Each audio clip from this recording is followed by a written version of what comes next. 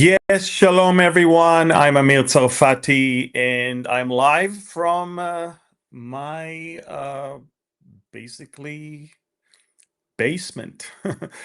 We had to find a solution because at Connect, the distance between where we broadcast and the bomb shelter was too long, and it didn't give us enough time to run in light of the new development as Hezbollah now entered back into the scene, and we only have 60 seconds to make it to our bomb shelters. I mean, if a rocket or if a missile flies from Iran, we have minutes. We have 6 to 8 minutes. We have early warning. We can easily make our way towards the bomb shelter. When you have only 60 seconds and then the explosion happens, you better be right next to the bomb shelter or the secured area. Anyway, breaking news tomorrow, by the way, I will hold the Middies and Beyond that we couldn't do yesterday. I will hold it here from my basement together with Barry Stagner in California. Tomorrow we will break down everything. What happened, how it started, how it is going, who is fighting against all of that. This is going to be a super comprehensive Mideast and Beyond. Tomorrow, you really want to watch it. But today, something huge happened. You know, it's hard to believe that less than a week ago, we were still, in a way, dragging our feet everywhere. And it was obvious to Israel, obvious to Netanyahu, that Iran is the problem. And the minute you attack and topple that piece, everything else will fall down. And what holds together this axis of evil is the head of that snake. And so 5 days into the war right now, in actually 6 days into the war right now, and actually the Iranian regime, the Islamic Republic regime, is weaker than ever. And now, look what happens. They understand that their time is over, and they are using the proxies that they, for the past 30 years, were building, funding, training, and also arming. And they told Hezbollah, we don't care how desperate you are. For such a time as this, you were created. You have to do your part.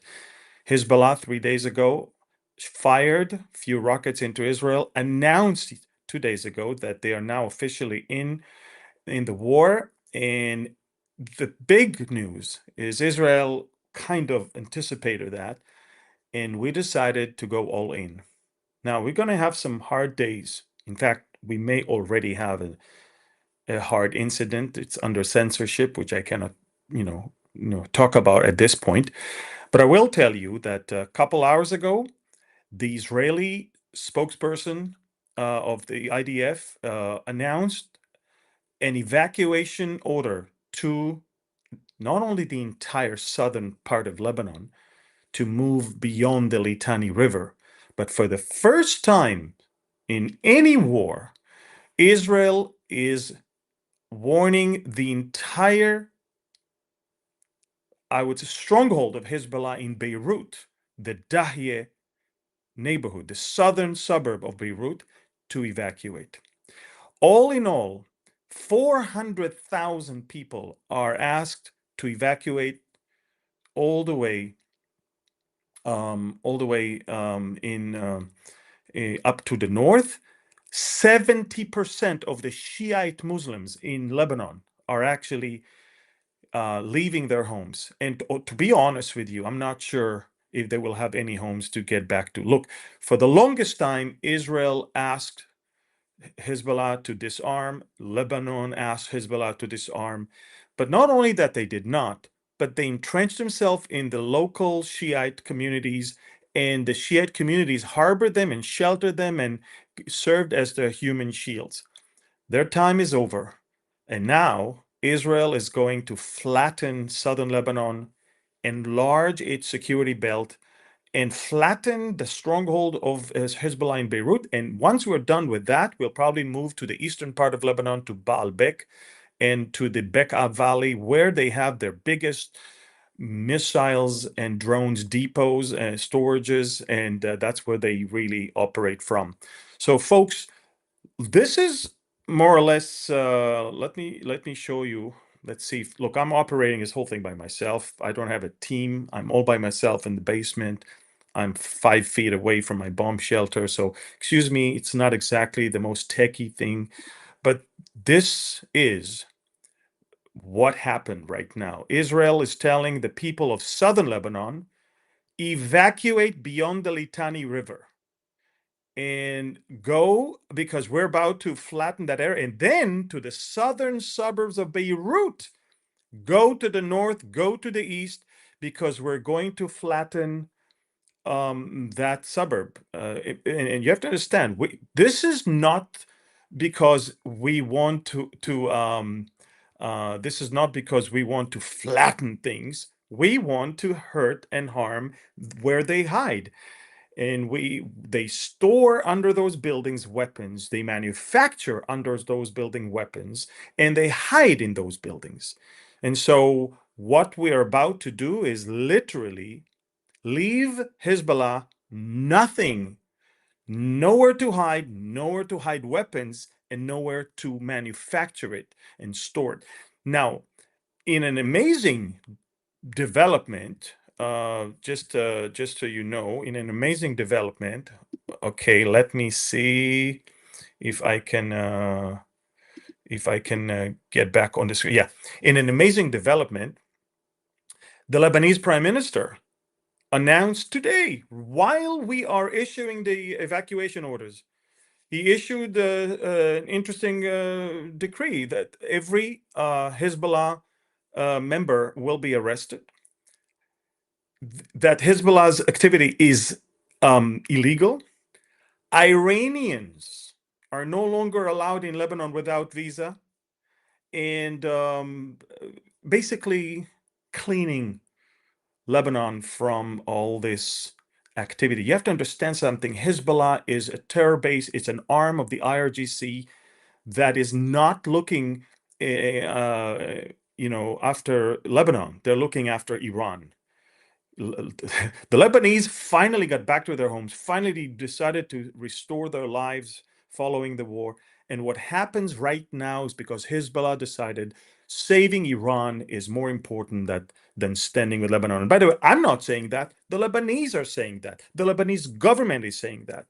Now, following the evacuation order, take a look.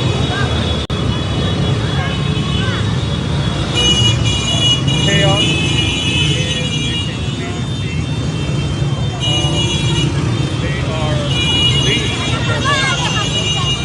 That's not enough. We're talking about شوفوا شو صار بقصص. all across. شوفوا شو صار بقصص. If that's not enough, we're talking يا about الله يا الله يا bombing الله of Hezbollah يا assets. الله يا الله يا الله. More tragic than we see also again in southern Lebanon. What should take an hour from south to Beirut is now taking 5 to 6 hours. And basically, we're talking about something pretty significant. So now let me see if I can get back to you. Yeah. So folks, Israel for the first time ever is warning the Shiite community of southern Lebanon, leave, because within a few hours we are going to strike forcefully. Now, but I'm going to talk about Iran tomorrow with Barry. We're going to talk about everything because Iran is shooting everywhere. They're shooting at Azerbaijan and Turkey and Cyprus. They're shooting at Bahrain, Kuwait, Qatar, UAE, Saudi Arabia, Oman. They lost it completely. And we'll talk about everything tomorrow, but I just want you to understand that now Iran understands that the only thing left for them is their proxies, and their proxies are demanded to do something. And I'm not going to be surprised if the Houthis will start launching rockets and missiles in the next few hours, because that's what these proxies were created for, to be a buffer and to protect the mothership, Iran itself, the Islamic Republic of Iran. So, breaking news: 400,000 Lebanese are called to evacuate southern Lebanon and the southern district of Beirut. 70% of the Shia population of Lebanon is actually going to become homeless. Somebody said, "Oh, you're committing another genocide." No, genocide, you morons, is not when you warn the people to evacuate. Okay? So when we warn them, it means we don't want to hurt the civilians. We want them out so we can hurt the terrorists.